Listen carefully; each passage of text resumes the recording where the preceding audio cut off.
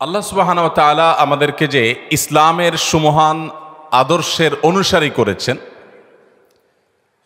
আমরা বেশিরভাগ মুসলমান, আমরা মুসলিম বাই চান্স, জন্মের সূত্রে মুসলমান, বাবা মা মুসলমান, সেই হিসাবে আমরা মুসলমান। আমাদের পৃথিবীর অনেক কিছুকে জানার, বোঝার, শেখার সুযোগ হলেও যে ইসলাম আমার অনন্তকালের সুখ কিংবা দুঃখের ফয়সালা করবে, যে ইসলামের ভিত্তিতে আমার জান্নাত কিংবা জাহান্নামের সিদ্ধান্ত হবে, সেই ইসলাম সম্পর্কে একটু সময় নিয়ে পড়াশোনা করবার মতো সুযোগ আমাদের অনেকেরই হয়নি।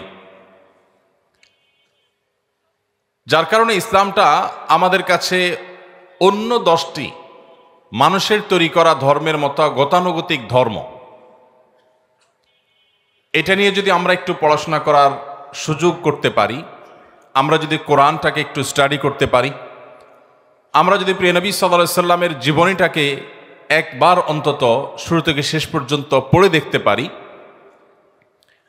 আমরা যদি নবী করিম সাল্লাল্লাহু আলাইহি সাল্লাম এবং খোলাফায়ে রাশেদা তথা ইসলামের সোনালী যুগের স্বর্ণ মানবদের ইতিহাস একটু ঘেঁটে দেখতে পারি, তাহলে সেক্ষেত্রে আমাদের ইসলামটা গতানুগতিক না হয়ে ইসলামটা হবে আমাদের যথাযথ, এবং ইসলাম চর্চা করাটা হবে আমাদের জন্য তৃপ্তির, আনন্দের, এবং সেটি আমাদেরকে মানসিক প্রশান্তি এনে দিবে ইনশাআল্লাহ তাআলা। প্রিয় নবী সাল্লাল্লাহু আলাইহি সাল্লাম যে শরীয়ত আমাদের সামনে উপস্থাপন করে গেছেন, তার এই শরিয়ার যে সৌন্দর্য আছে সেগুলো নিয়ে আলোকপাত অনেক দীর্ঘ সময় নিয়ে করা যাবে। আমরা শুধু মোটা দাগে একটি বিষয় বলি, মুহাম্মদ সাল্লাল্লাহু আলাইহি সাল্লাম পৃথিবীকে কি দিয়ে গেছে। বিশেষ করে বিজ্ঞানের এই পৃথিবীতে, আপনারা সবাই সায়েন্সের ছাত্র, বিজ্ঞান মানুষের জীবন মানকে অনেক সহজ করেছে, উন্নত করেছে, অনেক কিছু দিয়েছে। বস্তুবাদের জোয়ারের এই জয় জয়কার যখন চলছে গোটা বিশ্বে, নীতি নৈতিকতা বা আদর্শ মানুষের জীবনে যখন খুবই গুরুত্বহীন একটি বিষয়, এই সময়টাতে আমাদের কাছে জাগতিক জীবনের সৌন্দর্য, জাগতিক জীবন কতটা সহজ হলো, এই বিষয়টা অনেক গুরুত্বপূর্ণ। এবং সেই কারণে মুহাম্মদ সাল্লাল্লাহু আলাইহি ওয়াসাল্লাম পৃথিবীতে বিজ্ঞানের কোন থিওরি আবিষ্কার করে গেছেন, মানুষের জীবনমান উন্নয়ন করার ক্ষেত্রে তার কি ভূমিকা ছিল, এরকম বিষয়াশয়গুলোকে আমরা উপস্থাপন করে তাকে অন্যদের সাথে আমরা তুলনা বা কম্পেয়ার করার চেষ্টা করি। অথচ মুহাম্মদ সাল্লাল্লাহু আলাইহি সাল্লাম বিশ্ববাসীকে যা দিয়ে গেছেন, তার অনুসারীরা, মুসলিম শাসকগণ, সোনালী যুগের স্বর্ণ মানবগণ, বিশেষ করে খোলাফা রাশেদা সহ তৎপরবর্তী যে মহান ব্যক্তিত্বগণ ছিলেন, তারা বিশ্বকে কি দিয়ে গেছে সেটার মূল্য কতখানি, এটা কোনো সংক্ষিপ্ত সময়ের বক্তব্য দিয়ে আসলে অনুধাবন করা সম্ভব নয়। আমি একটি বই রেকমেন্ড করতে চাই, যদি আপনাদের হাতে সময় থাকে। ভারতবর্ষের একজন বড় মনীষী ছিলেন, একজন বড় ইসলামিক স্কলার ছিলেন, ভারতের লখনৌর নদওয়াতুল উলামার সৈয়দ আবুল হাসান আলী আন-নাদবী রাহিমাহুল্লাহ, যিনি পশ্চিমের বড় বড় বিশ্ববিদ্যালয়গুলোতে একজন আলেম এবং ইতিহাসের ছাত্র হয়েও অতিথি লেকচারার হিসাবে বিভিন্ন সময় লেকচার দিতেন। মুসলিম বিশ্বের নোবেল খ্যাত বাদশাহ ফয়সাল অ্যাওয়ার্ড পাওয়া ভারতবর্ষের কয়েকজন ক্ষণজন্মা মনীষীদের একজন ছিলেন। তাঁর লেখা একটা বই, মাযা খাসিরাল আলামু বিইনহিতাতিল মুসলিমিন, বইটি তিনি আরবিতে লিখেছেন।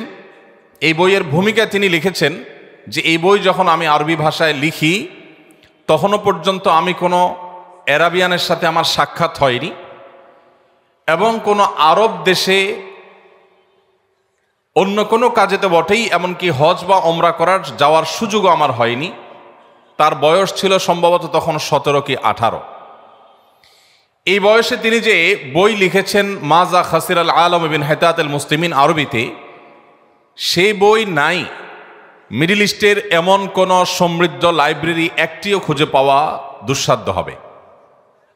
আমি 10-10টি বছর মিডল ইস্টে কাটিয়েছি। মিডল ইস্টের যে সমস্ত ভাইয়েরা সেখানে পড়াশোনা করছেন বা মধ্যপ্রাচ্যের বিভিন্ন বিশ্ববিদ্যালয়গুলো, বিভিন্ন শিক্ষা প্রতিষ্ঠানগুলো, বিভিন্ন লাইব্রেরি সম্পর্কে ন্যূনতম ধারণা রাখেন এমন যে কেউ বলতে পারবেন। সংক্ষেপে তাকে আলিমিয়া নদবী বলা হয়। আলিমিয়া নদবীর এই বইটি নেই এরকম কোনো লাইব্রেরি সেখানে খুঁজে পাওয়া কঠিন হবে।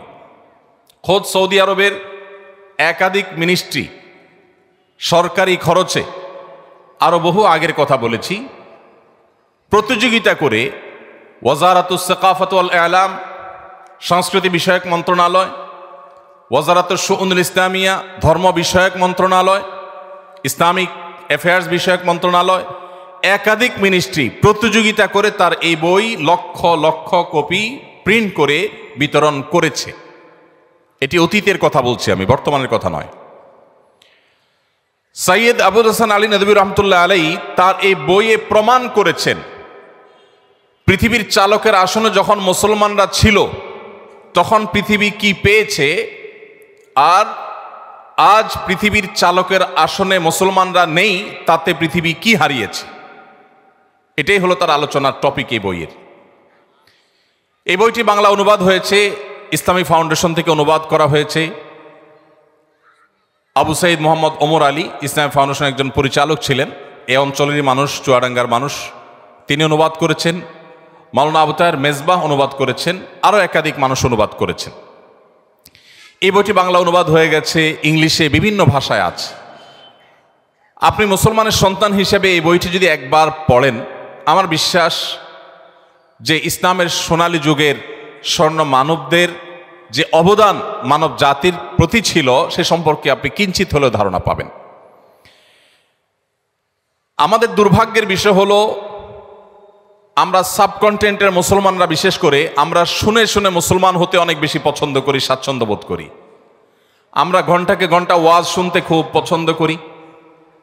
পছন্দের বক্তার বক্তব্য 2-3 ঘন্টা 4 ঘন্টা শুনতে আমাদের কষ্ট হয় না। রাত 12টা-1টা পর্যন্ত এদেশে বহু ওয়াজ মাহফিল হয়, কিন্তু 1 ঘন্টার জন্য আমরা কোনো গুরুত্বপূর্ণ বই পড়ার সময় বেশিরভাগ ক্ষেত্রে বের করতে পারি না। আমার সামনে আপনারা যারা উপবিষ্ট আছেন, আমি আমার সময়ত শিক্ষার্থীবৃন্দদেরকে বলছি, আপনাদের এই বয়সে ছাত্র জীবনে অবসর সময় আপনারা চাইলে একটু সময় বের করতে পারেন। আমি শুধু আজ এই সিরাত সেমিনারের মাধ্যমে আপনাদেরকে উদাত্ত আহ্বান রেখে যেতে চাই, আপনার জীবনে একটি বারের জন্য হলেও পুরো কোরআনে কারিমের শুরু থেকে শেষ পর্যন্ত বুঝে বুঝে পড়ার চেষ্টা করবেন। নবী করিম সাল্লাল্লাহু আলাইহি সাল্লামের জীবনী, যে কোনো একটা জীবনী গ্রন্থ, সমৃদ্ধ কোনো একটা জীবনী গ্রন্থ, এটা শুরু থেকে শেষ পর্যন্ত কমপক্ষে একবার পড়ার চেষ্টা করবেন। এই দুটি কাজ করবার পর আপনি মুসলিম হিসাবে, মুসলমান হিসাবে এই দুটি পাঠের আগের আপনার যে অবস্থান এবং তার পরের যে অবস্থান, এই দুটির মধ্যে আকাশ এবং পাতাল পার্থক্য আপনি নিজে অনুভব করতে পারবেন। আমরা সেই ধর্মের অনুসারী যেই ধর্ম 1450 বছর আগে আমাদেরকে নির্দেশ করেছে। প্রথম নির্দেশ, ইকরা বিসমি রাব্বিকাল্লাযী খালাক, পড়ো তোমার প্রভুর নামে যিনি তোমাকে সৃষ্টি করেছেন, তার নামে তুমি পড়ো।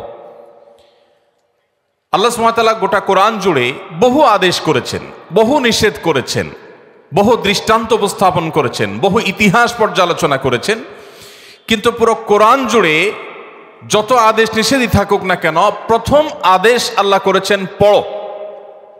এই যে পড়ার নির্দেশ, জ্ঞান অর্জন করবার নির্দেশ আল্লাহ সুবহানাহু ওয়া তাআলা প্রথম করেছেন, এটি 2024 সালের ঘটনা নয়। এটি আজ থেকে প্রায় 1500 বছর আগের ঘটনা।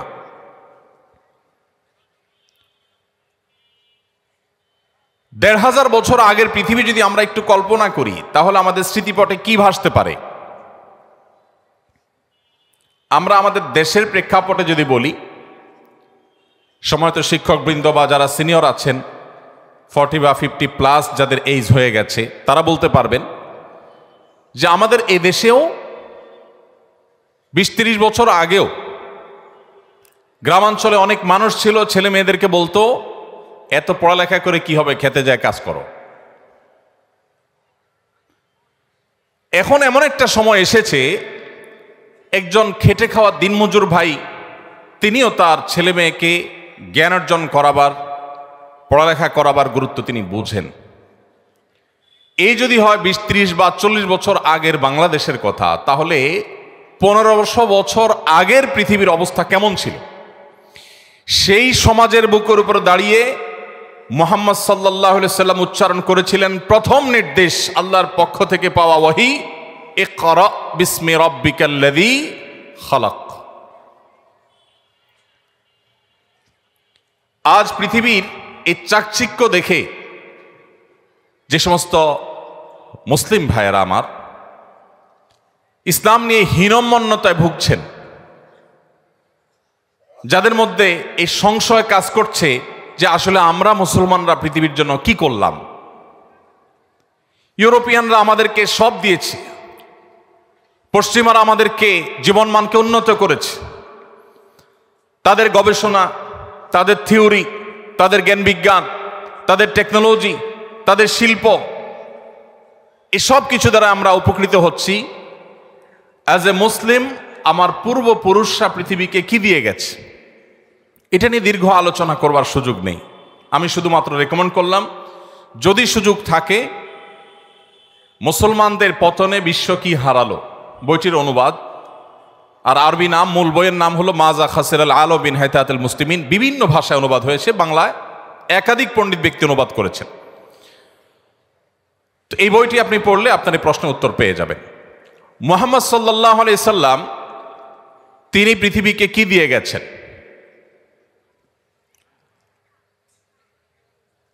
নবী করিম সাল্লাল্লাহু আলাইহি ওয়াসাল্লাম যে শরিয়া আমাদের সামনে রেখে গেছেন, তার যে জীবন দর্শন, আল্লাহর পক্ষ থেকে পাওয়া ওহীর ভিত্তিতে যে জীবন দর্শন, এটা যিনি রেখে গেছেন, এর মাধ্যমে মানবতাকে মর্যাদার সর্বোচ্চ আসনে তিনি আসীন করে গেছেন। কিভাবে? আপনারা জানেন, নবী করিম সাল্লাল্লাহু আলাইহি সাল্লামের আবির্ভাবের পূর্বে তখনকার আরবে, তখনকার মধ্যপ্রাচ্যে মানুষ মানুষের দাস ছিল। মানুষ নিজের হাতে প্রতিমা তৈরি করে তাকে পুজো করত, মানুষ বিভিন্ন পাথরকে পুজো করত, মানুষ বিবস্ত্র হয়ে পবিত্র কাবা ঘরের চারপাশে প্রদক্ষিণ করাকে ইবাদত মনে করত। হেন কোনো কুসংস্কার নাই যে তখনকার মধ্যপ্রাচ্যে, আরবে, মক্কার মানুষদের মধ্যে, মুশরিকদের মধ্যে ছিল না। নবী করিম সাল্লাল্লাহু আলাইহি সাল্লাম এসে মানুষকে আহ্বান করলেন, ইয়া আইয়ুহান নাস, হে বিশ্ববাসী, হে মানব সম্প্রদায়, কুলু লা ইলাহা ইল্লাল্লাহ তুফলিহু, তোমরা একত্ববাদের সাক্ষ্য দাও। মানুষের সৃষ্টিকর্তা আল্লাহ ছাড়া মানুষের এই ললাট, মানুষের এই কপাল, মানুষের এই শির কারোর সামনে অবনত হতে পারে না। এটা মানবতার সবচেয়ে বড় অপমান, মানবতার সবচেয়ে বড় অসম্মান, যে মানুষ কোনো মানুষের, মানুষ কোনো গাছের, মানুষ চন্দ্রের, মানুষ সূর্যের, মানুষ কোন সৃষ্টির সামনে তার মাথাকে নত করবে, এটা মানবতার জন্য অপমান। মানবতার এই শির শুধুই তার রব, তার সৃষ্টিকর্তার সামনেই অবনত হবে, আর কারোর সামনে নয়। মানব জাতিকে সম্মান এবং মর্যাদার এই জায়গাটিতে মুহাম্মদ সাল্লাল্লাহু আলাইহি সাল্লাম রেখে গেছেন মানুষকে।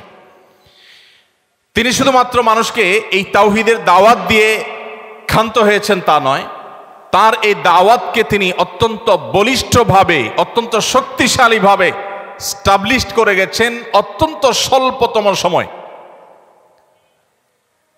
বন্ধুরা, আমাদের প্রিয় নবী সাল্লাল্লাহু আলাইহি সাল্লাম কত বছর বেঁচে ছিলেন? 63 বছর।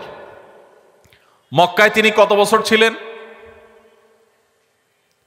53 বছর। নবুয়তের পর 13 বছর, আর মোট 53 বছর। আর মদিনায় তিনি কত বছর বেঁচে ছিলেন? 10 বছর, মোট 63 বছর।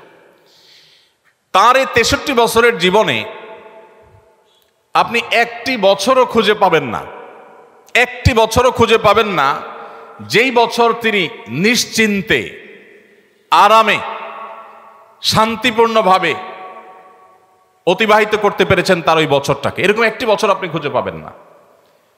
পৃথিবীতে আসার আগে থেকেই বিপদ মাথায় নিয়ে এসেছেন।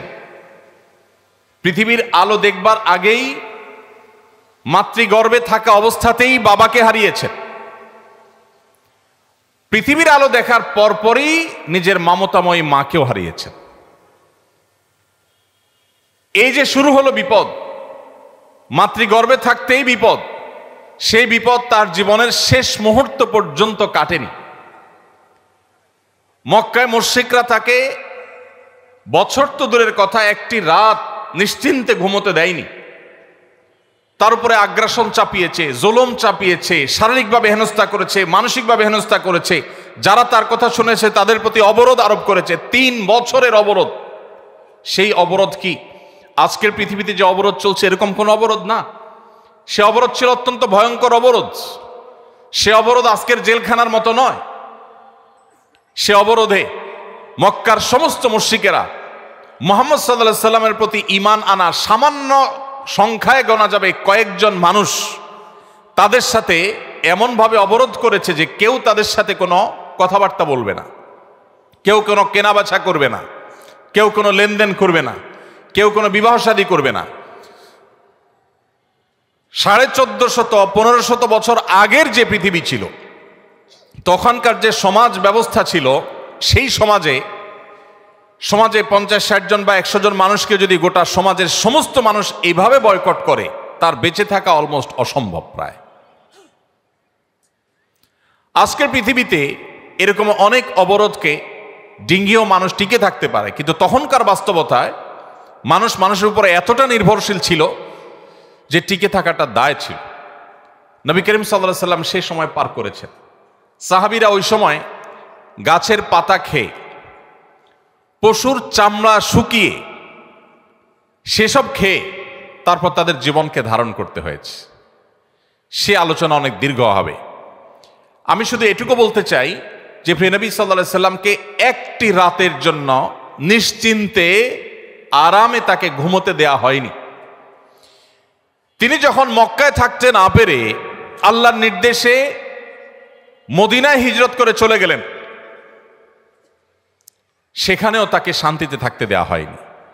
কখনো বদর এসেছে, কখনো উহুদ, কখনো খন্দক, কখনো তাবুক। একটি বছর তাকে নিশ্চিন্তে থাকতে দেওয়া হয়নি। এত বাধার মধ্যে একজন মানুষের জীবন যেখানে বাঁচাটাই দায়, পৃথিবীতে টিকে থাকাটাই যেখানে দায়, সেখানে মুহাম্মদ সাল্লাল্লাহু আলাইহি সাল্লাম কি করেছেন? মাত্র 10 বছর মদিনার সুযোগ পেয়েছেন কাজের। এত বাধার মধ্যে থেকেও তার কাজকে তিনি এত সূক্ষ্মভাবে, এত সুচারুরূপে কাজটি সম্পাদন করেছেন যে 10 বছরে তিনি তার মিশনকে, তাওহীদ এবং একত্ববাদের দাওয়াতকে, ইসলামকে পৃথিবীর প্রান্তে প্রান্তরে প্রতিটি জায়গায় পৌঁছাবার ব্যবস্থা করে তার মিশনকে পাতাল থেকে আকাশে তুলে রেখে তারপর দুনিয়া থেকে গেছেন। সময় তো ভাইরা, 10 বছর তো আমাদের জীবনে একটা পরিবারের যে অবস্থা সেটা পরিবর্তন করার জন্য যথেষ্ট হয় না। আপনারা পড়াশোনা শেষ করে যখন চাকরিতে ঢুকবেন বা কোনো উদ্যোক্তা হবেন, কোনো ব্যবসা বাণিজ্য, কোনো একটা কিছু শুরু করবেন, 10 বছর তো গোছাতে গোছাতেই লাগে। সেখানে 10 বছরে গোটা পৃথিবীর পট পরিবর্তন করে দিয়েছেন মুহাম্মদ সাল্লাল্লাহু আলাইহি সাল্লাম। ভাইরা আমার, সেই মানুষটি, তার কাছে কি এমন মন্ত্র ছিল, কি এমন শক্তি ছিল যে শক্তি দিয়ে গোটা পৃথিবীকে এভাবে তিনি অত্যন্ত অল্প সময়ের মধ্যে, খুব অল্প মূল্যের বিনিময়ে গোটা পৃথিবীকে তিনি জয় করতে পেরেছেন। আজ আমরা নামধারী মুসলমান বা মুসলমান নাম ব্যবহার করি, মুহাম্মদ সাল্লাল্লাহু আলাইহি সাল্লামের উম্মত হিসাবে নিজেদেরকে দাবি করি, অথচ মুহাম্মদ সাল্লাল্লাহু আলাইহি সাল্লামের আদর্শ সম্পর্কে মৌলিক ধারণা পর্যন্ত আমাদের অনেকের নেই। আমরা হয়তো মুসলমান হিসাবে ইসলামের সেই সুমহান আদর্শ, তার মূল্য, তার মর্যাদা, তার মাহাত্ম্য এটা পৃথিবীতে তুলে ধরতে পারছি না, কিন্তু মুহাম্মদ সাল্লাল্লাহু আলাইহি সাল্লাম খুব অল্প সময়ে সেটা অত্যন্ত সুচারুরূপে সম্পাদন করেছে। তার যে অবদানগুলো ছিল, তার যে শরিয়া আছে, এই শরিয়ার সবচেয়ে সুন্দর দিকটা হলো যে তিনি মানুষকে আল্লাহ রাব্বুল আলামিনের দাসত্বের প্রতি আহ্বান করেছেন। মানুষ শুধু গোলামি করবে কার? আল্লাহর। আল্লাহ ছাড়া অন্য কারোর যদি কেউ গোলামি করে, দাসত্ব করে, এটাকে মানবতার জন্য সবচেয়ে বড় অপমান হিসেবে উল্লেখ করা হয়েছে। এখন আপনি বলবেন যে আমরা যারা মুসলমান তারা তো আল্লাহর গোলামি করি, আমাদের একটা জায়গায় খুঁটি বাঁধা আছে, হালাল হারাম মেনে চলতে হয়, আল্লাহর আদেশ মেনে চলতে হয়, এটা করা যাবে না, ওইটা ধরা যাবে না, ওইটা বলা যাবে না, হাজারটা বাইন্ডিংস আছে। কিন্তু আমরা আমাদের যে সমস্ত বন্ধুদেরকে দেখি তারা মুক্তমনা, পশ্চিমা পৃথিবীর যে সমস্ত মানুষজনকে দেখি তারা কোনো ধর্মীয় বাইন্ডিংসের মধ্যে নাই, তারা তো আমাদের চাইতে আরো বেশি স্বাধীন। আমরা কোনো সৃষ্টির দাসত্ব করি না, শুধু আল্লাহর দাসত্ব করি। তারা তো আল্লাহরও দাসত্ব করে না, সৃষ্টিরও করে না, তাহলে তো আমাদের চাইতে আরো বেশি তারা স্বাধীন হয়ে গেল। আসলে কি তাই? নবী করিম সাল্লাল্লাহু আলাইহি সাল্লামের বিভিন্ন হাদিস যদি আপনি পাঠ করেন, আপনি দেখবেন তিনি মানুষকে দুই ভাগে ভাগ করেছেন। এক শ্রেণীর মানুষ আল্লাহর দাসত্ব করে, আরেক শ্রেণীর মানুষ নিজের প্রবৃত্তির দাসত্ব করে। পৃথিবীতে দাস ছাড়া কেউ নেই, সবাই দাসত্ব করে। কিছু মানুষ নিজের সৃষ্টিকর্তার দাসত্ব করে, আর কিছু মানুষ নিজের অজান্তে নিজের নফস বা প্রবৃত্তির দাসত্ব করে। যিনি বলছেন আমি আল্লাহ তাআলার আনুগত্য কেন, কারোর কথা শুনি না, আমার মনে যা চায় তা করি, তিনি তার মনের গোলামি করেন এবং তার মন তাকে যখন যেদিকে যখন ঘুরায় তখন সে সেদিকে ঘুরে। আল্লাহ রাব্বুল আলামিনের গোলামি যারা করেন তাদের এই দাসত্ব, এটা তাদের মনে কখনো সংকীর্ণতা তৈরি করে না। সাধারণত দাসত্ব তো অনেক বড় কথা, কেউ কারোর অধীনে থাকতে মানুষ খুব বিশেষ স্বাচ্ছন্দ্য বোধ করে না। সৃষ্টিগতভাবে মানুষ চায় যে নিজের মতো চলতে, কারোর খবরদারি, কারোর কর্তৃত্বের অধীনে থাকা মানুষের কাছে কখনোই ভালো লাগে না। কিন্তু আল্লাহ রাব্বুল আলামিনের দাসত্ব, এটা যদি কেউ প্রকৃত অর্থে অবলম্বন করে থাকে, এটার এক্সারসাইজ যদি কেউ করে, এটার চর্চা যদি কেউ করে, তাহলে এই লোক আল্লাহর দাসত্ব করেও মানসিক যে প্রশান্তি এবং সুখ অনুভব করে, পৃথিবীর তথাকথিত মুক্তমনা, কোনো ধর্মের অনুসরণ ছাড়া, সৃষ্টিকর্তার বিশ্বাস থেকে মুক্ত থেকে পৃথিবীতে মানুষ কখনো এতটা মানসিক সুখ বা শান্তি পেতে পারে না। আপনি নিজে আল্লাহ রাব্বুল আলামিনের দাসত্ব যদি কিছু কাল করে দেখেন, ফার্সি ভাষায় একজন কবি বলেছেন, সালেহাতু সঙ্গে বুদিদিল খারাস আজমুদে এক জামানা খাকে বাস। বহুকাল তো আপনি পাথর হয়েছিলেন, মনে যা চেয়েছে তা করে বহুকাল বেরিয়েছেন, কিছু কালের জন্য পরীক্ষা করে হলেও একটু মাটি হয়ে দেখুন, আল্লাহ সুবহানাহু ওয়া তাআলার গোলামি এবং দাসত্বকে অবলম্বন করে দেখুন। আল্লাহর শপথ করে বলছি, আপনি আল্লাহর সামনে আপনার মাথাকে যখন অবনত করে আপনি তাসবিহ নিবেদন করবেন, আল্লাহর পবিত্রতা জ্ঞাপন করবেন, আপনার যে কোনো বিপদে, যে কোনো কষ্টে যখন দুহাত তুলে চোখের পানি ছেড়ে দিয়ে আল্লাহর কাছে আপনার মনের কথাগুলো তুলে ধরবেন, আপনি হালকা অনুভব করবেন। কোনো মানুষের কাছে যদি আপনি যে নিজের চাওয়ার কথা বলেন, কোনো মানুষের কাছে যদি আপনি কোনো কিছু বলেন, হাত পাতেন, তো মানসিকভাবে আপনার কষ্ট হবে, আপনার দুঃখ হবে, অপমান বোধ হবে, লাঞ্ছনা অনুভব হবে যে আমি অমুকের কাছে ছোট হয়েছি। কিন্তু আপনি আপনার সৃষ্টিকর্তাকে যদি কখনো সেজদা নিবেদন করে থাকেন, আপনি যদি কখনো আল্লাহর শানে সেজদা দিয়ে তার পবিত্রতা জ্ঞাপন করেন, পুরো অস্তিত্বকে যদি আপনি বিলীন করে দিয়ে থাকেন, আপনার এই জীবনে সবচেয়ে সুখে কাটা মুহূর্তগুলোর মধ্যে একটি অনুভব করবেন সেই পবিত্র সিজদাকে। ভাইরা আমার, এখানে অলৌকিক, অদৃশ্য এবং অবর্ণনীয় এক সুখ আল্লাহ সুবহানাহু ওয়া তাআলা রেখেছেন শুধু আল্লাহর গোলামি এবং দাসত্বের মধ্যে, যেটা মানুষ খেয়াল খুশি মতো চলে তার জীবনে কখনো অর্জন করতে পারে না।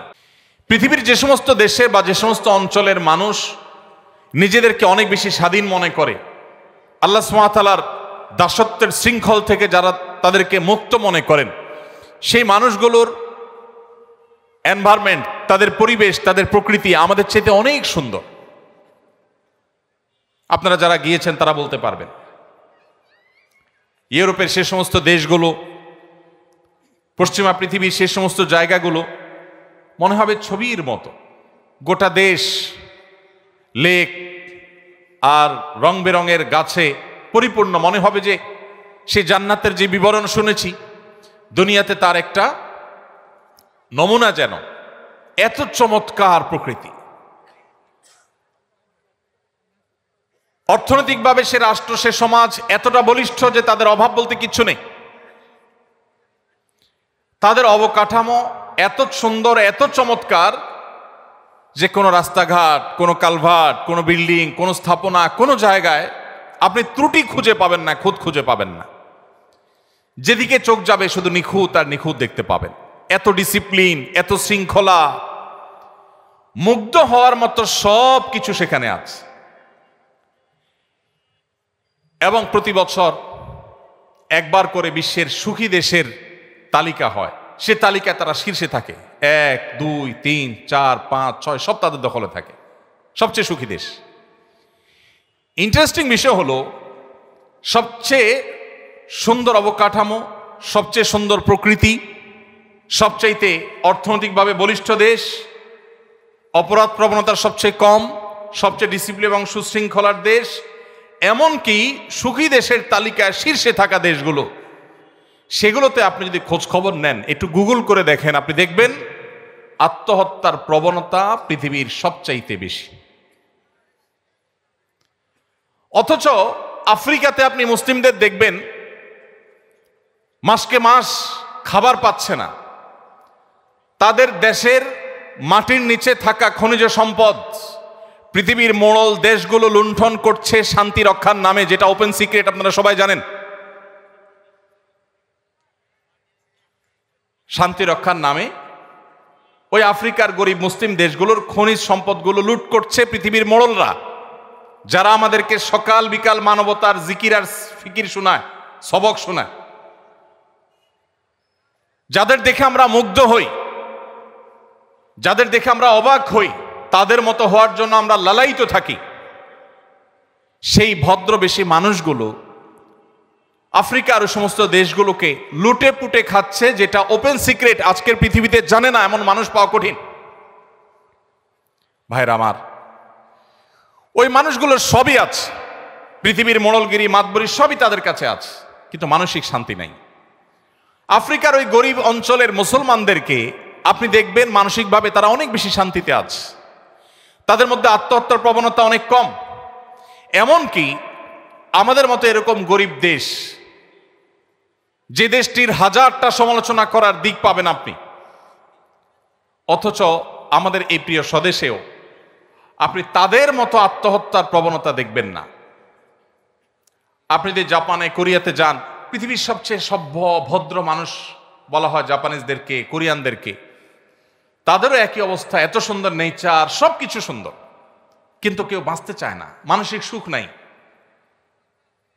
তাদের জীবন তারা কতটা উপভোগ করতে পারছেন, এটা নিয়ে আপনি যদি একটু উন্মুক্ত মনে স্টাডি করেন, আপনার কাছে দিন আলো মতো পরিষ্কার হয়ে যাবে। মুহাম্মদ সাল্লাল্লাহু আলাইহি সাল্লাম যে কাজটি করেছেন সেটি হলো পৃথিবীর মানুষকে আল্লাহর গোলামি এবং দাসত্বের পথে এনে রেখে গেছেন। আর আল্লাহর দাসত্ব করা মানুষ আর কারোর দাসত্ব করে না। তার চাইতে স্বাধীন আর কেউ হয় না, তার চাইতে শান্তিতে আর কেউ থাকে না, তার চাইতে মানসিক সুখ আর কেউ লাভ করে না। এই জিনিসটি মুহাম্মদ সাল্লাল্লাহু আলাইহি সাল্লাম আমাদেরকে দিয়ে গেছে। মুহাম্মদ সাল্লাল্লাহু আলাইহি সাল্লাম সেই জীবন দর্শন দিয়ে গেছেন। তার যে শরিয়া, সে শরিয়ার আরেকটা সৌন্দর্য হলো এখানে কোনো জবরদস্তি নাই, কোনো বাড়াবাড়ি নাই। কোরআনে কারীমে আল্লাহ বলেছেন, লা ইকরাহা ফিদ্দীন, ধর্ম গ্রহণে কোনো প্রকার জবরদস্তি চলবে না। আমি আবারও ফিরে যেতে চাই সেই 1450 বছর 1500 বছর আগে। 2024-এর এই পৃথিবীতে অনেক সুন্দর সুন্দর কথা বলা ফ্যাশনের ব্যাপার, মত প্রকাশের স্বাধীনতার কথা, এটা আজকালকার যুগের বেশ চমকপ্রদ একটি স্লোগান। এই স্লোগান যে যত বেশি দিতে পারে সে ততটা আধুনিক হিসাবে সাব্যস্ত হয়।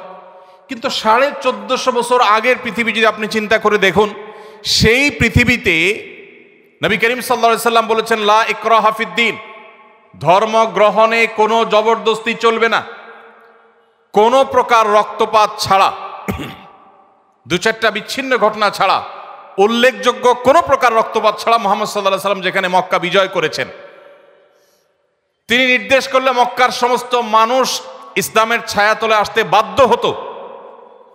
কিন্তু তিনি পরিষ্কারভাবে সবাইকে বললেন যে কেউ যদি নিজ ধর্মে অটল থাকতে চায়, শিরক এবং ভুলের পথেও কেউ থাকতে চায়, সেই স্বাধীনতা তাকে দেয়া হবে, তার পরিণতি সে আল্লাহর কাছে ভোগ করবে কিয়ামতের ময়দানে। কিন্তু পার্থিব জগতে অ্যাজ এ মুসলিম আমরা তাকে কখনো বাধ্য করব না আমাদের ইসলামে আসতে। নবী করিম সাল্লাল্লাহু আলাইহি সাল্লাম যখন মদিনায় গেলেন, তখনও কোনো জবরদস্তি করে একটি মানুষকে ইসলামের ছায়াতলে আনেননি। যখন তিনি মক্কায় ছিলেন তখনও করেননি। মক্কা যখন বিজয়ীর ভেষে যখন মক্কায় তিনি প্রবেশ করলেন, তখনও তিনি কাউকে জবরদস্তি করেননি। তার পরবর্তীতে যত শাসক ইসলামের ইতিহাসে এসেছে, পরবর্তী সময়কার শাসকদের কথা বলছি, তাদের অনেকের অনেক ভুল ছিল, অনেক ত্রুটি ছিল, তাদের দুধের ধোয়া আমি বলছি না।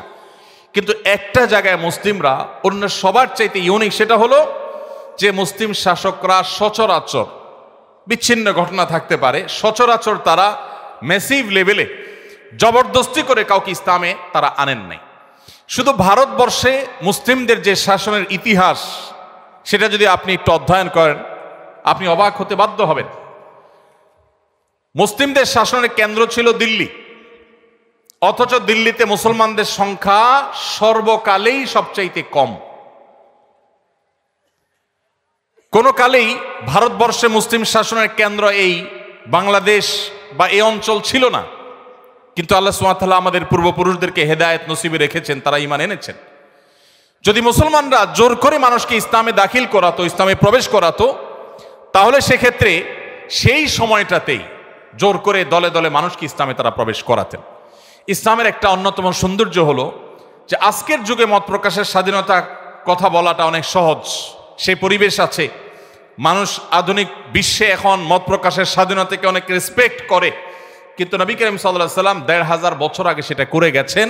প্রত্যেকটা মানুষকে ধর্ম গ্রহণের ক্ষেত্রে পরিপূর্ণ স্বাধীনতা দিয়েছেন এবং কোনো প্রকার জবরদস্তি কারোর উপরে কখনো তিনি আরোপ করেননি। নবী করিম সাল্লাল্লাহু আলাইহি সাল্লামের যে শরিয়া তিনি রেখে গেছেন, এই শরিয়ার আরেকটি সৌন্দর্য হলো, আমাদের সমাজে আপনি দেখবেন ইসলামী শরিয়ার কথা বলা হলে এক শ্রেণীর মানুষ এটাকে অত্যন্ত বর্বর, অত্যন্ত কষ্টের, অত্যন্ত কঠোর, এরকম একটা চিত্র দেওয়ার চেষ্টা করে, এরকম একটা রূপ দেওয়ার চেষ্টা করে যে ইসলাম মানে অনেক জটিল, অনেক কঠিন, মেয়েরা বাহির হইতে পারবে না, পড়ালেখা করতে পারবে না, কোনো কথা বলা যাবে না, ধরা ছোঁয়া যাবে না, এরকম একটা ব্যাপার সবার মনে হয়। অথচ আমরা অনেকে জানি না ইসলামী শরিয়ায় ব্যক্তিগত কোনো অপরাধ শরিয়ার বিচারে কোরআন এবং সুন্নাহর আলোকে যেগুলো অপরাধ, যেগুলো পাপের কাজ, গুনাহের কাজ, অন্যায় কাজ, এগুলো যদি ব্যক্তিগত পর্যায়ের হয়, ইসলামী শরিয়ার দণ্ডবিধিতে সেগুলোর জন্য কোনো শাস্তির কথাই বলা হয়নি। যেমন ধরা যাক কেউ একজন মিউজিক্যাল ইনস্ট্রুমেন্ট ব্যবহার করে গান করছেন বা গান শুনছেন, যদি তিনি কারো ডিস্টার্বের কারণ না হয়, তার এই অপরাধের জন্য ইসলামী হুদুদ বা দণ্ডবিধিতে কোনো হদ বা কোনো শাস্তির কথা, সুনির্দিষ্ট কোনো শাস্তির কথা শরীয়ত বলে দেয়নি। অবস্থার পর্যবেক্ষণ করে কোনো পরিবেশে, কোনো পরিস্থিতিতে যদি নিয়ন্ত্রণহীন হয় বা প্রয়োজন হয়, তাহলে সেক্ষেত্রে তখনকার যারা বিচারক থাকবেন, তখনকার যে বিচার ব্যবস্থা থাকবে, ইসলামী শরিয়া এটা তাদের উপরে ছেড়ে দিয়েছে, বাট কোনো ফিক্স শাস্তির কথা শরিয়ত বলে নেই। কেউ যদি ইসলামের সবচেয়ে গুরুত্বপূর্ণ বিধান নামাজও না পড়ে, অনেক ইমামদের মতো সেই ইসলাম থেকে খারিজ হয়ে যায়, কিন্তু ইসলামী শরিয়ার দণ্ডবিধিতে নামাজ পড়ে নাই, এই জন্য তাকে এত বেত্রাঘাত করতে হবে, এতদিন জেল দিতে হবে, অমুক দণ্ড দিতে হবে, এরকম কোনো কথা বলে নাই। এভাবে একজন মানুষ মুসলিম হয়েও যদি অনেক অপরাধে লিপ্ত হয়, যেই অপরাধটার ক্ষতি ওই ব্যক্তির উপরেই শুধুমাত্র বর্তাবে, সমাজের উপরে বর্তাবে না, শরীয়ত ওইটার জন্য কোনো শাস্তির বিধানের কথা পরিষ্কার করে নির্দিষ্ট করে বলেইনি।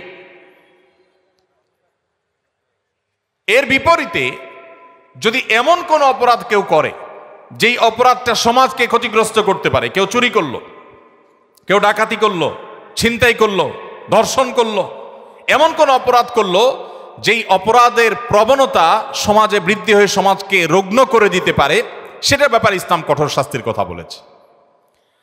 তাহলে ইসলামী শরিয়া মানেই যে ভীতিকর একটা বিষয়, এটাকে নানাভাবে পশ্চিমারা আমাদের সামনে তুলে ধরেছে, আমরা সেটাকে গিলছি গোগ্রাসে। আমাদের দেশের এক শ্রেণীর মিডিয়া ইসলামকে, ইসলামী শরিয়াকে আসামের কাঠগড়ায় রেখে এমনভাবে আমাদের সামনে চিত্রায়িত করেছে মনে হয় ইসলামী শরিয়া মানে বিরাট ভয়ঙ্কর কিছু। অথচ এখানে ব্যক্তিগতভাবে আপনি ইসলাম লঙ্ঘন করলেও ইসলাম তার জন্য কোনো ইসলামী দণ্ডবিধিতে কোনো দণ্ডের, সুনির্দিষ্ট দণ্ডের কথা বলে না, কোনো হদের কথা বলেনি। একটি সমাজে মানুষ স্বাধীনতা যতটুকু ভোগ করার সুযোগ পেতে পারে তার সবটুকুন ইসলাম রেখেছে। যখনই মানুষের কোনো স্বাধীনতা সমাজকে ক্ষতিগ্রস্ত করবে, অন্যদের মধ্যে সেটা প্রভাবিত হবে, তখন ইসলাম সেখানে ইন্টারফেয়ার করেছে এবং সেখানে দণ্ডবিধির কথা বলেছে। মুহাম্মদ সাল্লাল্লাহু আলাইহি সাল্লাম যে শরীয়ত আমাদেরকে দিয়ে গেছেন, এই শরীয়ত এতটা অগ্রসর, আজ পৃথিবী শিল্প বিপ্লবের পর নানাভাবে পৃথিবীর পরিবেশকে নষ্ট করেছে। পশ্চিমাদের কাছে এখন সবচাইতে মুখরোচক স্লোগানের নাম হলো পরিবেশ রক্ষা। পৃথিবীর সবচেয়ে বেশি বাজেট আজকের পৃথিবীতে পরিবেশের জন্য। পশ্চিমা দেশগুলোতে গেলে আপনি দেখবেন রাস্তার ধারে ধারে তারা সাইকেল চালানোর জন্য আলাদা লেন করে রেখেছে, বিশাল বড় লেন করে, লেন খালি ফেলে রেখেছে। কেন? মানুষ গাড়ি ছেড়ে যেন সাইকেল ধরে, যেন পরিবেশ একটু রক্ষা পায়। পরিবেশ রক্ষার জন্য এখন বহু চিৎকার চেঁচামাচি, বহু আহাজারি, বহু কান্নাকাটি আপনি শুনতে পাচ্ছেন। আর এই সময়টাতে বৃক্ষরোপণ করা, পরিবেশের ভারসাম্য রক্ষা করার জন্য নানান ওয়াজ, নসিহত, লেকচার, সেমিনার, সিম্পোজিয়াম, বক্তব্য, গবেষণা আপনি দেখতে পাচ্ছেন। এটা কখন পৃথিবীর মানুষ আঁচ করেছে? যখন পৃথিবী অপরিকল্পিত তথাকথিত আধুনিকায়নের নামে পৃথিবীর তার স্বকীয়তা হারিয়েছে। কলকারখানা, কালো ধোঁয়া, এরকম শিল্পোন্নয়নের নামে পৃথিবীর পরিবেশকে যখন ধ্বংস করা হয়ে গেছে, এখন পৃথিবীর মানুষ নড়ে চড়ে বসেছে, না আমাদের এই ভারসাম্য ঠিক রাখতে হবে, আর না হলে আমরা বাঁচবো না, পৃথিবী বাঁচবে না। মুহাম্মদ সাল্লাল্লাহু আলাইহি সাল্লাম যে শরীয়ত দিয়ে গেছেন, সেই শরীয়তে পরিবেশের ভারসাম্য রক্ষায়, পরিবেশকে সুরক্ষিত রাখবার জন্য বৃক্ষরোপণ থেকে নিয়ে যে সমস্ত কর্মসূচির কথা বলেছেন, সেটি ওই সেই 1450 বছর আগে বলেছেন, যখন শিল্প বিপ্লব হয়নি, যখন পৃথিবী দূষিত হয়নি, যখন বায়ু দূষিত হয়নি, যখন পরিবেশ নষ্ট হয়নি, তখন তিনি বলেছেন, তোমাদের হাতে যদি, কারোর হাতে যদি গাছের কোনো চারা থাকে, আর এদিকে সে দেখতে পায় ইসরাফিল সিঙ্গা ফুৎকার দিয়ে পৃথিবীর এই জগৎকে, সৃষ্টি জগৎকে শেষ করে ফেলবে, মহাপ্রলয় আসছে, এটা যদি কেউ দেখতে পায়, আর তার হাতে থাকা গাছের চারাটা তিনি রোপণ করতে যাচ্ছিলেন, এই মুহূর্তে দেখতে পায় মহাপ্রলয় হয়ে সব ধ্বংস হয়ে যাবে, এই চারা তো থাকবার কথা নয়, এই রকম পরিস্থিতিতেও যেন তিনি গাছ রোপণ করতে দ্বিধা না করেন, ওই সময়ও যেন সে তার হাতে থাকা গাছের চারাটাকে রোপণ করে দেয়। নবী করিম সাল্লাল্লাহু আলাইহি সাল্লাম যখন পরিবেশ রক্ষার জন্য এইরকম নির্দেশনা দিয়েছেন, বৃক্ষরোপণের গুরুত্ব আরোপ করেছেন, মদিনাবাসীকে কৃষিকাজের জন্য উদ্বুদ্ধ করেছেন, কোরআন এবং হাদিসে শুধু কৃষির উপরে যে সমস্ত আয়াত এবং হাদিসগুলো আছে, কয়েক শত আয়াত এবং হাদিস আছে শুধুমাত্র কৃষিকাজের গুরুত্ব আরোপের জন্য, আমরা সেগুলো চর্চা নাই। তখন পৃথিবীর আজকের মতো এরকম পরিবেশের ভারসাম্য হারায়নি, তখন পৃথিবীকে এভাবে নষ্ট করা হয়নি, পৃথিবীর পরিবেশ খারাপ হয়নি। সেই সময় নবী করিম সাল্লাল্লাহু আলাইহি সাল্লাম যে সলিউশন দিয়ে গেছেন, এখন বিশ্ববাসী সেটার গুরুত্ব অনুভব করছে। ভাইরা আমার, পৃথিবীর সকল সভ্যতায় মানুষ হত্যা করা অপরাধ, সকল সভ্যতায়, সকল সমাজে মানুষ হত্যা করাকে অপরাধ মনে করা হয়। মুহাম্মদ সাল্লাল্লাহু আলাইহি সাল্লাম যে শরীয়ত দিয়েছেন, সেখানে মানুষ হত্যা করা তো বটেই, কোন মানুষকে হত্যার জন্য অথবা হত্যার উদ্দেশ্য ছাড়া দুষ্টমি করেও যদি কেউ ভয় দেখায়, অনেক সময় বন্ধু বান্ধব একে অন্যকে দুষ্টামি করে ছুরি ধরেন, ভয় দেখান, কোনো অস্ত্র দিয়ে ভয় দেখান, নবী করিম সাল্লাল্লাহু আলাইহি সাল্লাম কঠোরভাবে সেটাও করতে নিষেধ করেছেন। কারণ সব মানুষের হার্ট একরকম হবে না, অনেক দুর্বল চিত্তের মানুষ আছে, অনেকে সেখান থেকে অসুস্থ হতে পারে, অনেকে দুর্ঘটনার শিকার হতে পারে। মানুষ হত্যা তো অনেক পরের কথা, মানুষ হত্যার প্রচেষ্টাও তো অনেক পরের কথা। দুষ্টমি করে বা কোনোভাবে কাউকে ভীতি প্রদর্শন করা পর্যন্ত ইসলামে নিষেধ করা হয়েছে। ভাইরা আমার, সারা বিশ্বের সমস্ত সভ্যতায় কোনো নারীকে উত্ত্যক্ত করা, শারীরিক বা মানসিকভাবে তাকে হ্যারাসমেন্ট করা, এটা অপরাধ সব সমাজে। ইসলাম তার চাইতে আরো এক ধাপ এগিয়ে। মুহাম্মদ সাল্লাল্লাহু আলাইহি সাল্লাম যে জীবন দর্শন আমাদেরকে দিয়ে গেছেন, সেখানে কোন নারীকে আপনি মুখে অশোভন উক্তি করে তাকে লাঞ্ছিত করা, তাকে হেনস্থা করা, শারীরিকভাবে মানসিকভাবে তাকে হেনস্থা করা, এগুলো তো অপরাধ বটেই। ইসলাম আরো এক ধাপ এগিয়ে বলছে, কোন নারীর সৌন্দর্য অবলোকন করে মনে মনে তুমি যদি তাকে রেপ করো, মনে মনে যদি তাকে নিয়ে তুমি বাজে নোংরা চিন্তা করো, জঘন্য কল্পনা করো, ধর্ষণ করো, তাহলে সেটাও অপরাধের খাতায় গণ্য হবে। পৃথিবী যেটাকে অপরাধ মনে করে না, একজন নারী তার সৌন্দর্য দেখে মনে মনে আপনি বাজে চিন্তা করলেন, মনে মনে খারাপ চিন্তা করলেন, আপনি কল্পনা এবং জল্পনার জগতে আপনি তাকে ধর্ষণ করলেন। আপনার সেই কল্পনাগুলোকে যদি আপনি মুখের ভাষায় প্রকাশ করেন, পৃথিবীর কোন নারী সেটাকে স্বাভাবিকভাবে নিবে না। যত উদারতার কথা বলেন, কোন অমুসলিম নারীও এটাকে কখনো স্বাভাবিকভাবে নিবে না। আপনি যেটা মনের কল্পনার জগতে তাকে নিয়ে ভাবছেন, সে নোংরা কথাটা যদি মুখে প্রকাশ করেন, আপনাকে সুযোগ পেলে সে জুতাপিটা করবে। তার সেই অধিকার, এই যে মনে মনেও কেউ তাকে নিয়ে বাজে চিন্তা করতে পারবে না, এটা পৃথিবীর কোন সভ্যতা সংরক্ষণ করে নাই, ইসলাম সংরক্ষণ করেছে। কিভাবে ইসলাম সংরক্ষণ করেছে? পরিষ্কারভাবে নবী সাল্লাল্লাহু আলাইহি সাল্লামের হাদিস রয়েছে, জিনাল আইনি আন-নাযর, কোন নারীর প্রতি লোলুপ দৃষ্টিতে তাকিয়ে জঘন্য চিন্তা করলে তুমি, এই তোমার দৃষ্টিটাও একটা ব্যভিচার হিসাবে তোমার অ্যাকাউন্টে লেখা হবে, তোমার অপরাধ হিসাবে গণ্য হবে, কিয়ামতের ময়দানে শাস্তি তোমাকে পেতে হবে। কেন? একজন নারীকে তুমি শারীরিকভাবে হেনস্থা করো নাই, মানসিকভাবে হেনস্থা করো নাই, কিন্তু তোমার দৃষ্টি দিয়ে তাকিয়ে মনে মনে তাকে নিয়ে জল্পনা কল্পনা করে এই মনোজগতে তাকে তুমি রেপ করেছো, এই জন্য তোমার আল্লাহর কাছে জবাবদিহি করতে হবে, কিয়ামতের ময়দানে শাস্তির মুখোমুখি হইতে হবে। এটাকে অপরাধ হিসাবে গণ্য করেছে। পৃথিবীর কোন সভ্যতা যেটাকে অপরাধ হিসাবে গণ্য করেনি। ভাইরা আমার, বিচার বহির্ভূত হত্যা পৃথিবীর সকল সভ্যতায় খারাপ কাজ। সব সমাজ এটাকে খারাপ মনে করে যে বিচার বহির্ভূত হত্যা করা যাবে না, যে কোনো মানুষের বিচার পাওয়ার অধিকার আছে। নবী করিম সাল্লাল্লাহু আলাইহি সাল্লামের সামনে সেই 1450 বছর আগের বাস্তবতা, বারবার আমি এই শব্দটি বলছি, কারণ আমরা নবী করিম সাল্লাল্লাহু আলাইহি সাল্লাম বা মুহাম্মদ সাল্লাল্লাহু আলাইহি সাল্লামকে যদি মূল্যায়ন করতে হয় আজকের পার্সপেক্টিভে, 2024-এর পৃথিবীর সাথে যদি আপনি তুলনা করেন, সেই তুলনাটা যথার্থ হবে না। আজকের পৃথিবীতে মানবাধিকারের কথা বলা এটা একটা ফ্যাশনের ব্যাপার, আমি সবসময় বলার চেষ্টা করি। এখন আপনি যত বেশি অধিকার অধিকার বলবেন, অধিকার অধিকার যত বেশি কপচাবেন, তত বেশি বাহবা পাবেন যে লোকটা অনেক সচেতন, এ লোকটা অনেক আধুনিক, অনেক স্মার্ট।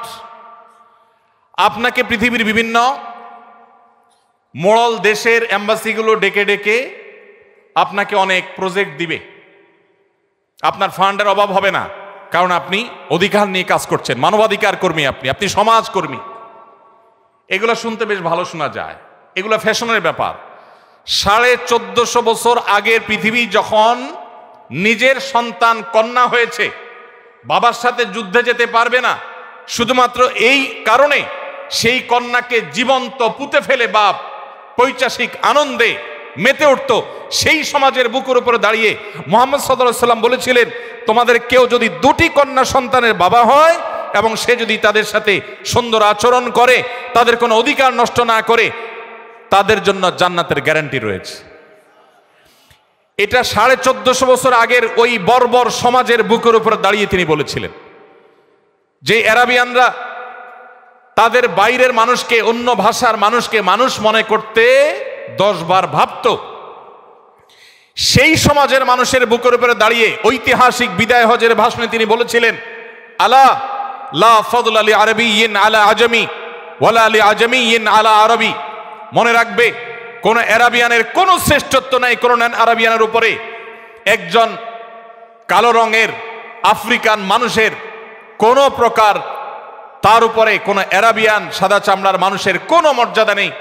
মর্যাদা হবে মানুষের তাকওয়ার ভিত্তিতে, মানুষের মানসিকতার ভিত্তিতে, কর্মের ভিত্তিতে।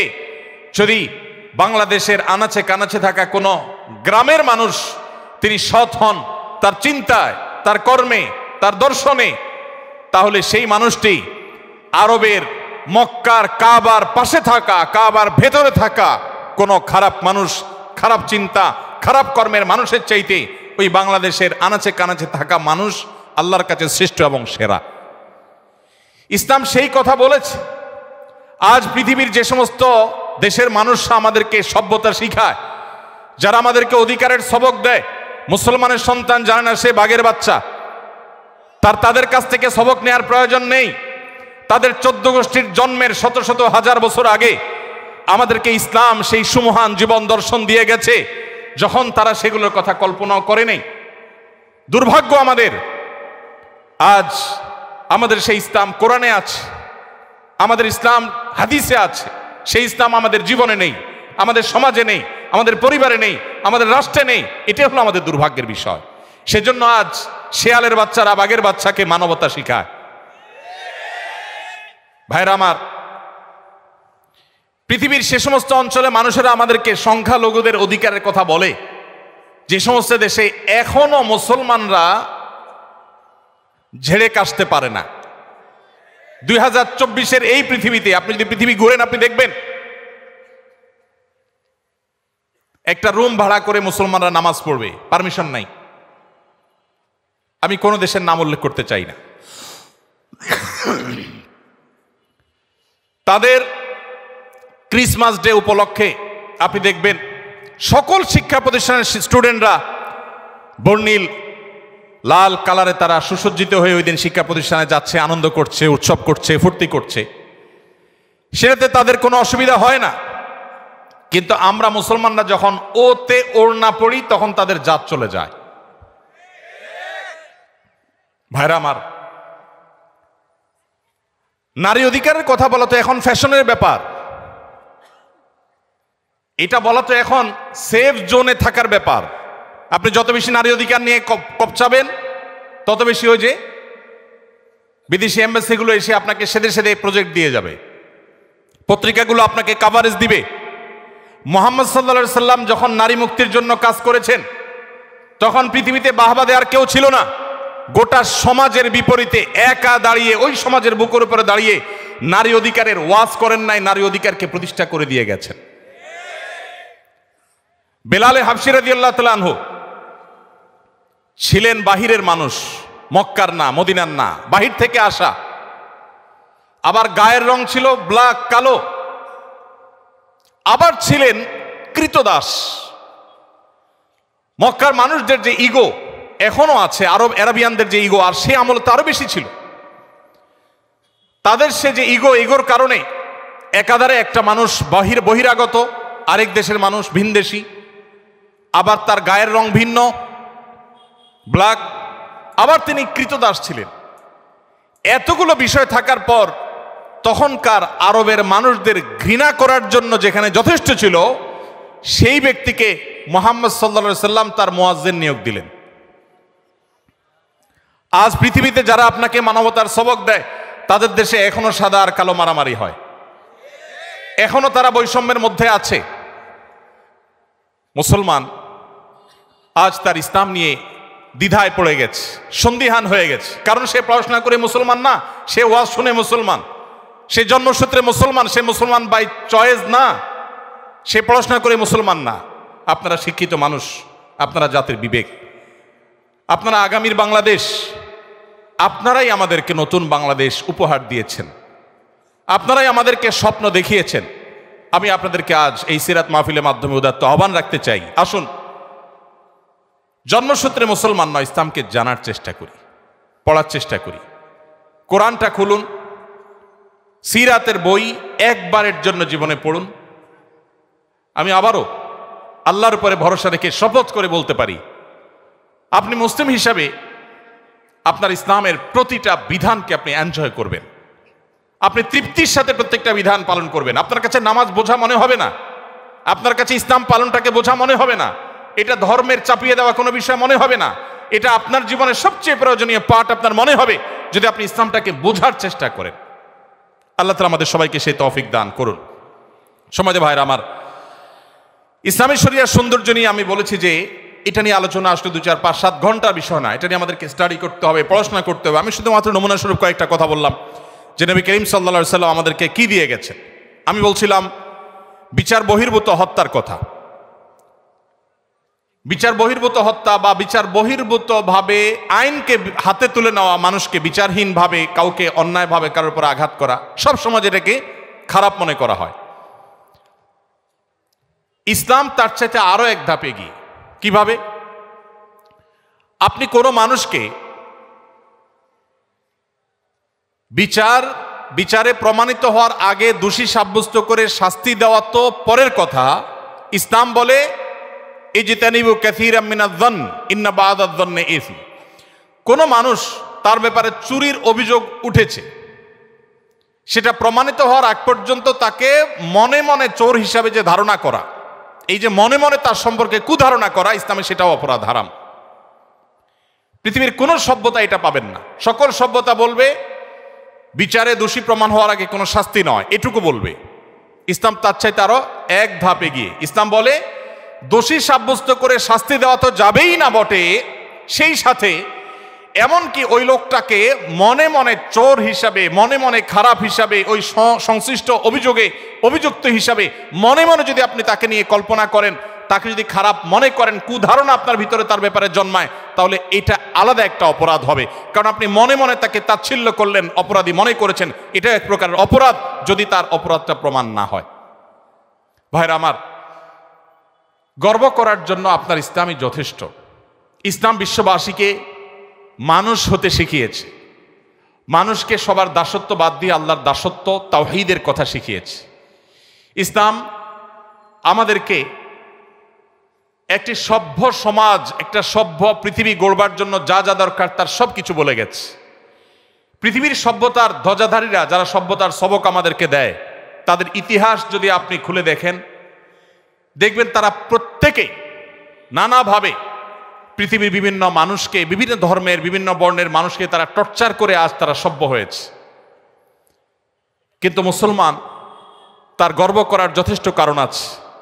প্রিয় নবী মুহাম্মদ সাল্লাল্লাহু আলাইহি সাল্লাম, তাকে আল্লাহ তাআলা যে দিন দিয়েছেন, এই দিন পৃথিবীতে বিস্তার করবার জন্য আজকের সভ্যতার ভেগধারী মানুষগুলো, যাদের দ্বারা আমরা অনেক বেশি প্রভাবিত, যারা আমাদেরকে আষ্টে পৃষ্ঠে গ্রাস করে ফেলেছে, যারা আমাদের নিজস্ব সংস্কৃতি পর্যন্ত আমাদেরকে ভুলিয়ে দিচ্ছে, সে মানুষগুলো দ্বারা আমরা প্রভাবিত হয়ে গেছি, কারণ ইসলামকে আমরা ভালো করে জানি না। এজন্য আমি আমার বক্তব্য শেষ করতে চাই এই উদাত্ত আহ্বান আবারও রেখে, আসুন ইসলামকে জানার চেষ্টা করি, ইসলামকে বোঝার চেষ্টা করি। আমরা বই পুস্তক হাতে নেই, কোরআনটা হাতে নেই, প্রিয় নবী সাল্লাল্লাহু আলাইহি সাল্লামের জীবনী গ্রন্থ হাতে নেই, আমরা হাতে নেই নবী করিম সাল্লাল্লাহু আলাইহি সাল্লামের সেই অমীয় বাণী, হাদিসে রাসূল, আমরা হাতে নেই ইসলামের ইতিহাসের বই। এগুলো আমাদের চোখ খুলে দিবে, এগুলো আমাদের সামনের সে অন্ধকার পর্দাকে দূর করে দিবে, ইসলামকে নতুন করে অনুভব করার, উপলব্ধি করার সুযোগ এনে দিবে। সেই উদাত্ত আহ্বান আপনাদের সবার কাছে আমি ব্যক্ত রাখছি। এবং দীর্ঘ সময় আপনারা কষ্ট করে আমার এই আগোছালো এলোমেলো কথা শুনেছেন, আপনারা সমাজের সবচেয়ে গুরুত্বপূর্ণ অংশ, তারপরও আপনাদের মূল্যবান সময় আপনারা শুনেছেন। মাননীয় ভিসি মহোদয় সহ অন্যান্য শিক্ষকবৃন্দ আমাকে সুযোগ করে দিয়েছেন কিছু কথা বলবার জন্য। আমি খুব গোছানো ভালো বক্তব্য দিতে পারি যে সেরকম না, তারপর আপনারা সময় নিয়ে শুনেছেন, সেজন্য আপনাদেরকে ধন্যবাদ। যদি ভালো কিছু বলে থাকি, আল্লাহ তাআলা আমাকে, আপনাদের সবাইকে আমাদেরকে আমল করার তৌফিক দান করুন। আমাদের সবাইকে ইসলামের আলো দ্বারা আলোকিত হয়ে আমাদের প্রিয় স্বদেশ, প্রিয় মাতৃভূমি এবং গোটা মানব জাতিকে আলোকিত করার তৌফিক আল্লাহ তাআলা আমাদের সবাইকে দান করুন। জাযাকুমুল্লাহু খায়রা ওয়া আখিরু দাওয়ানা আলহামদুলিল্লাহি রাব্বিল আলামিন।